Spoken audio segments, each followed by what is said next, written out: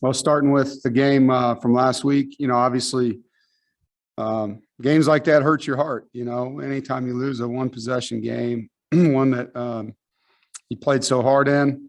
I was proud of our team for fighting and playing as hard as they did and taking it down to the last second to decide the game. I think if we would have gotten that onside kick with 2 timeouts left, we would have gone down and scored and won. And I think everyone on our sideline believed the same. It's just it's a game of inches. We're down 11 points with 3 minutes and set it on the sideline. We're going to score. We're going to get the 2-point conversion. We're going to kick it onside, and we're going to go win the game. And we were close. And obviously that doesn't matter in the outcome, but I'm proud of the guys for believing and fighting. And we were right there. And I think there's always regretful moments, regretful play calls, decisions, plays themselves. When you look at a game like that, that changed the game, and there's lots of plays when you go back and study it that we left out there that could have had a different outcome. And I'm sure they say the same, that they left plays out there. But when you kind of compare the whole thing and break it all down, third down is really what tilted the game their way. As you know, we've been tremendous on third down defensively all year. And in this game, we weren't enough. I think offensively, one of our goals was to stay on the field on third down and keep their offense on the sideline. And we didn't do that. So credit to them. And we have to be better there. But I think that's the complementary football that we needed and didn't have. There was other things we did very well, defensively getting takeaways to offset their takeaways, special teams plays, setting us up and scoring. So there were several things that were complementary, and then there was things that weren't and just wasn't enough. We're down enough players on defense now, or 7 when Shy went out with the targeting penalty, that were starters that weren't playing, where it's hard to play a 100-play game on defense with that kind of depth reduction. So that's the game. Both teams had 3 turnovers. Both teams had explosive plays in the special teams return game. And when you have to play as many snaps as we did, I felt like our ability to rotate and stay fresh defensively, which we've been able to do, and we haven't had to play that many snaps in a game all year. Really, in the end, we just couldn't make enough plays there.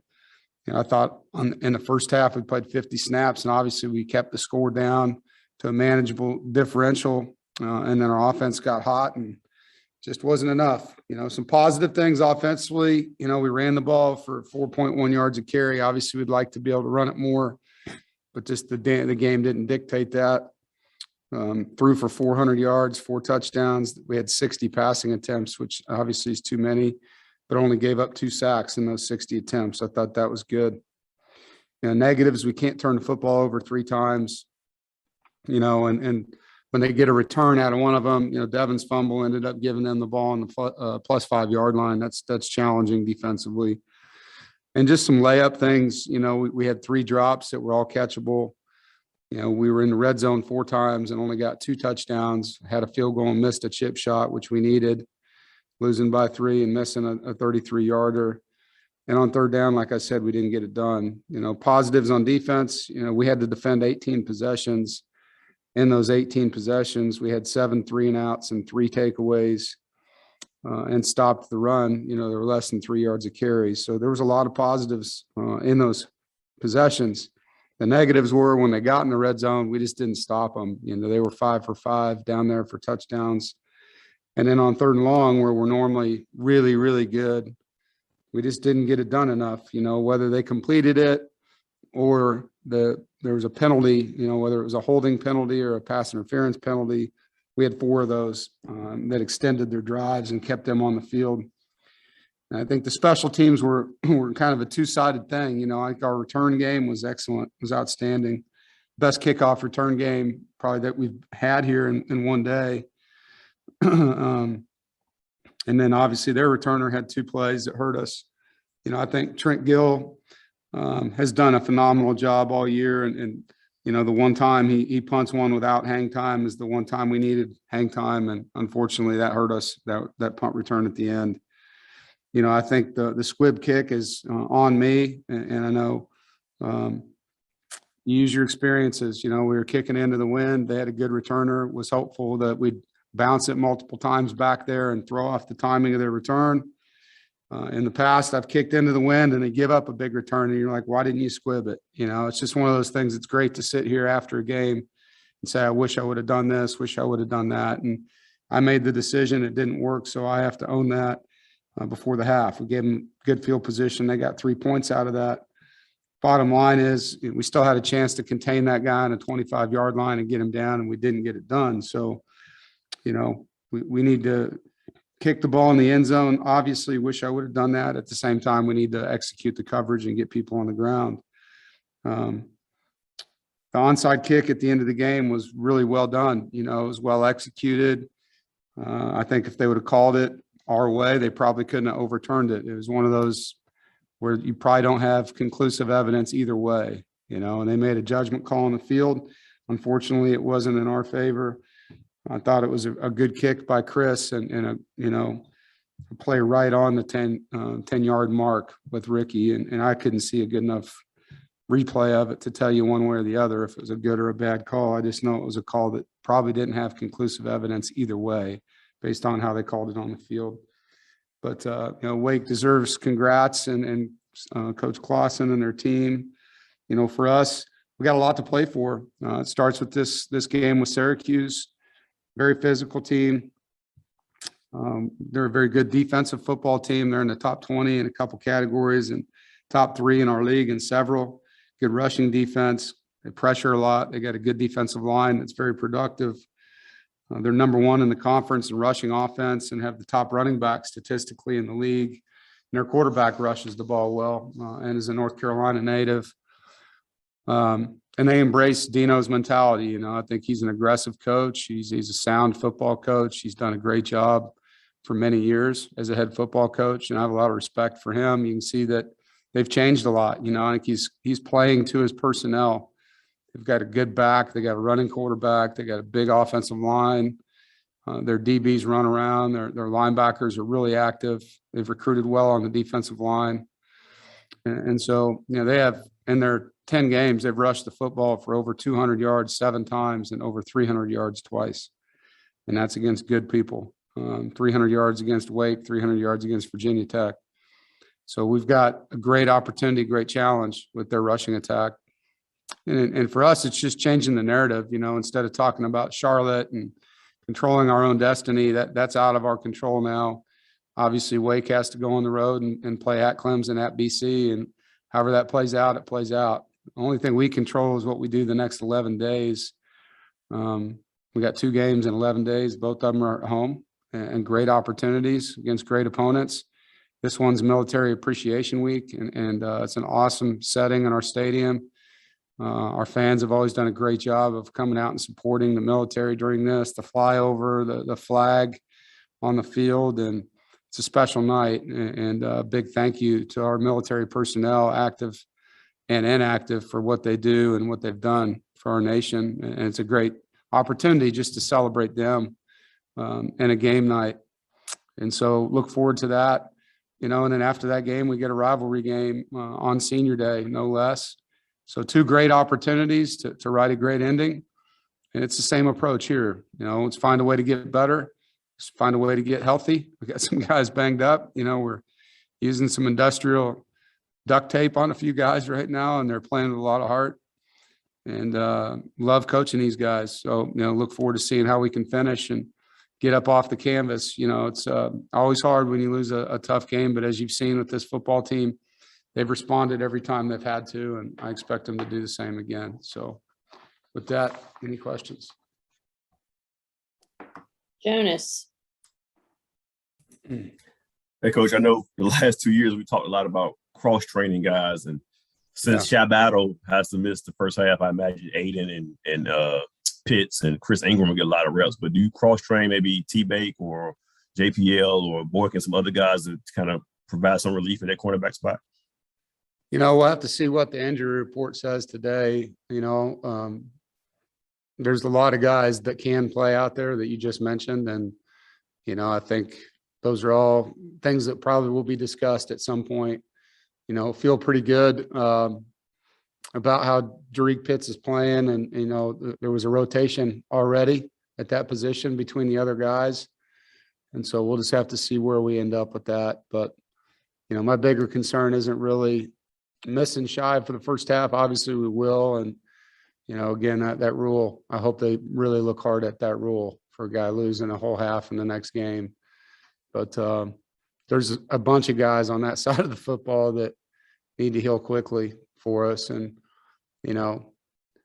good thing is, we're not playing a team that tries to get 100 plays in a game. They're more of a ball control team, which, I think is good for us. Todd Gibson. Yeah, Dave, I know coming off this loss, I know it's disappointing, but is it good that you have something to look forward to, a rivalry game ahead? I know it's one game at a time, but the guys in the back of their mind know that there's still a lot to play with because of just what's coming down the road, especially with North Carolina coming up in a week and a half. Yeah, well, I think the 2 home games just been gone so much, Todd. Like 4 out of 5 on the road it's a lot, and with a lot of them being late at night and getting home late at night, I think the guys are just excited to be in town for 2 straight weeks. One of our goals here is to be undefeated at home, and that's a realistic goal.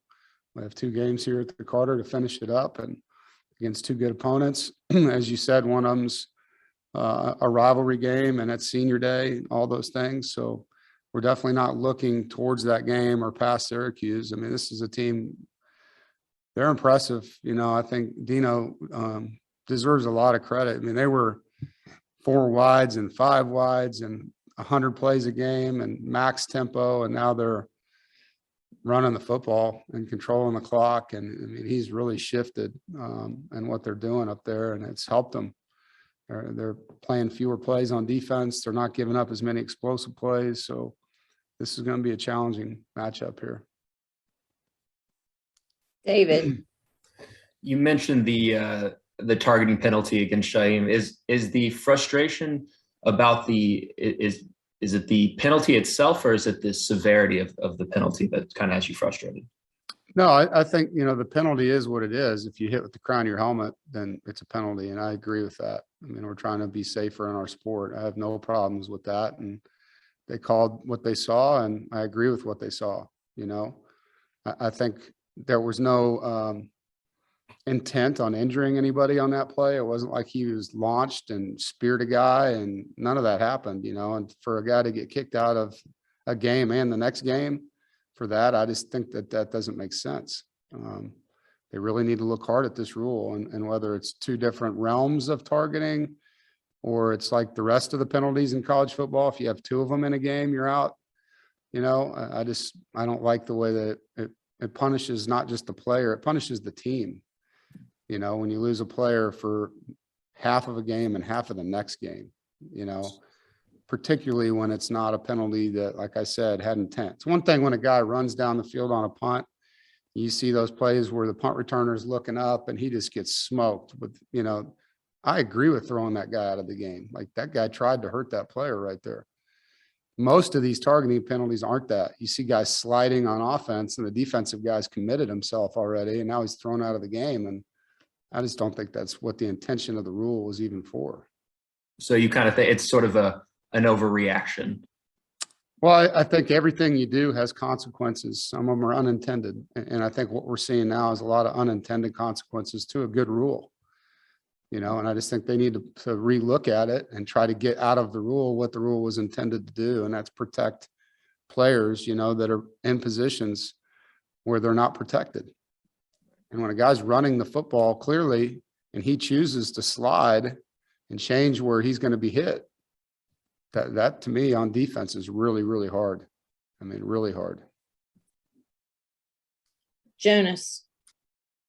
Coach, you mentioned the Syracuse defense. You said they've recruited well on the D line. Their linebackers and their defensive backs fly around. Not asking you to unveil the game plan, but how do you attack a defense like this? It's so active and it's caused so much havoc and disruption on that side of the ball. Yeah, well, you got to be smart with how much you ask your guys to do. I think you got to have good rules. Your guys got to be able to play fast with them.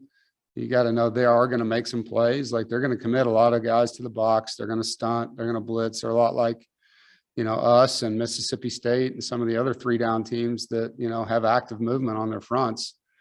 So you can't do too much. And I think the more you do, the more your guys think, and the slower you play. And then all of a sudden, all that stuff starts getting in your backfield, and that's not good. So we just got to be good at what we do and make sure we're doing things that our kids can handle. And it's hard to ID some of the stuff. They do a lot. But the stuff that you can't ID, we got to be smart about how we attack it.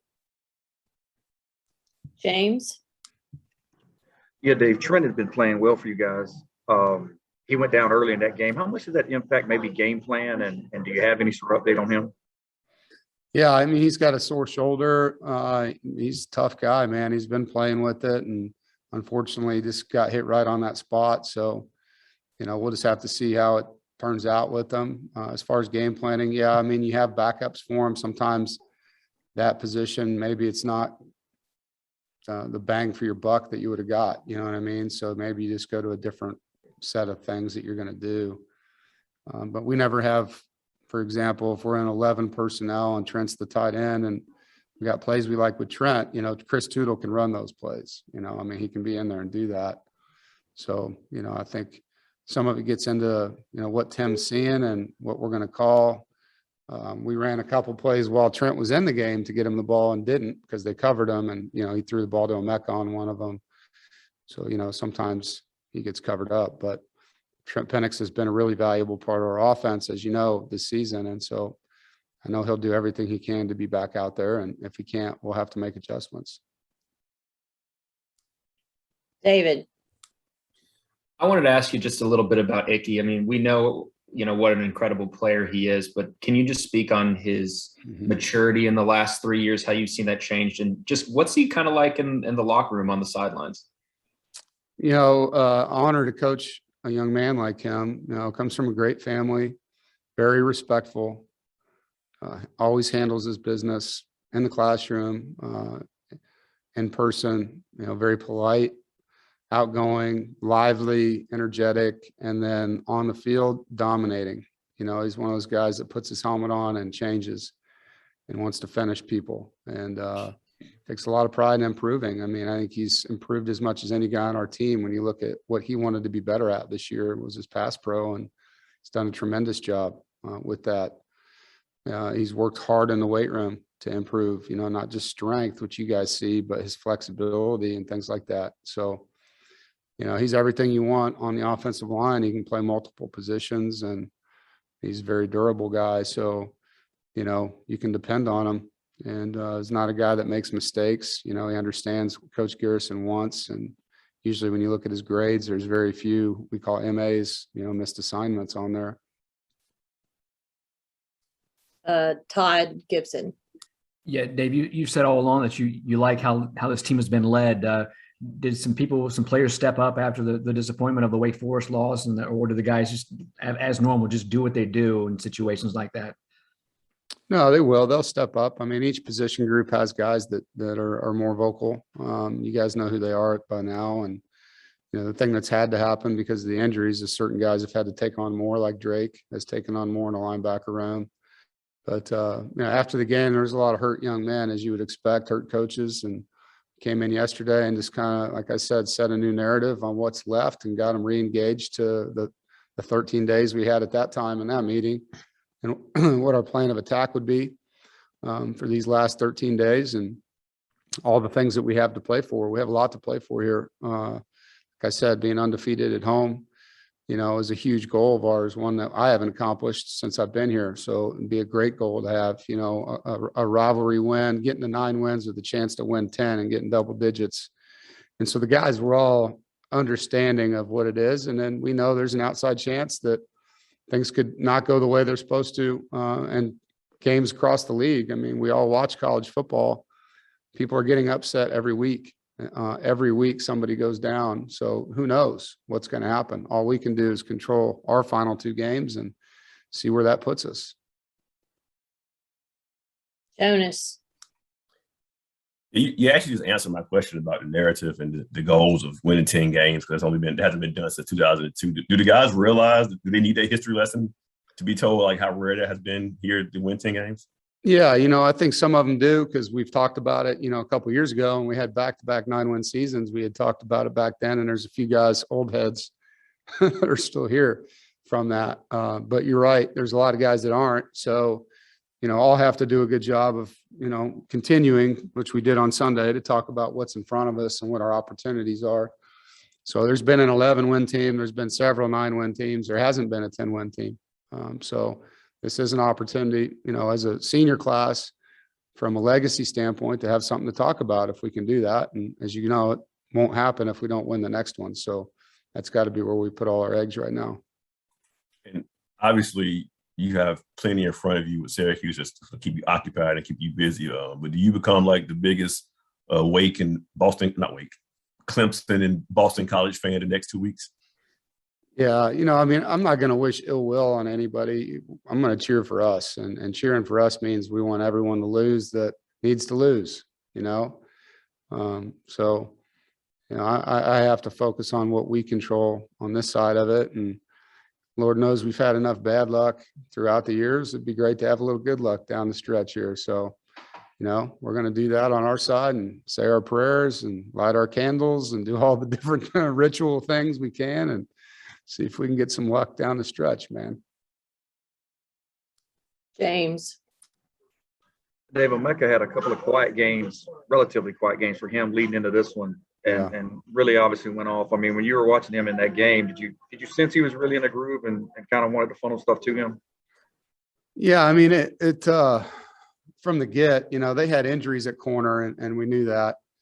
And that was part of our game plan, as you saw. In the first play, we ended up throwing to Emeka, and then the second play, we threw deep to Devin. We wanted to attack their corners, and unfortunately, we didn't get enough points doing that early. But as the game went on, we did, and Emeka played a really good football game. He made some great catches, which he always does. He made his routine catches. He had some good runs after the catch. So it was great to see him play that way. And his last time playing that team, we all know how his career started against that team. So it's great to see him play that way against Wake. Do we have any other questions for Coach Doeren? Oh, yes, I have one more. I just completely ignored the raise your hand thing. I apologize. Coach, I know you watch plenty of film on Syracuse and you got to watch your film, but do you go back to the games where teams have had success moving the ball against them and kind of study those games a little bit more, knowing what kind of defense and offense they have? Oh, yeah. I mean, we watch every film. You're going to look at the statistics of every game and on both sides of the football, on special teams, who did well, who didn't do well, why did that happen? And so we're definitely going to do that. It's part of breaking down the team and really seeing who does things that are similar to us and were those things successful or not successful, and then looking at the personnel matchups, where are we going to have our hands full? Like number 18 for them has 20 tackles in the backfield, 8 sacks and 12 TFLs. He's a really good player. And Kingsley's been there forever. I think that guy's been there for 8 years, the other defensive end, number 9, and that guy makes a ton of plays, so they got a good defensive line. And I think it's really important. Coach Garrison and Coach Beck will do this, and Coach Roper, what part of the, blocking schemes for the protections and the play actions and the run game fit best, and who's had similar pictures that we can study to see if, our ideas are good ideas. Anybody else? All right, Coach, thanks. Thanks, Thank you. everybody. Good one.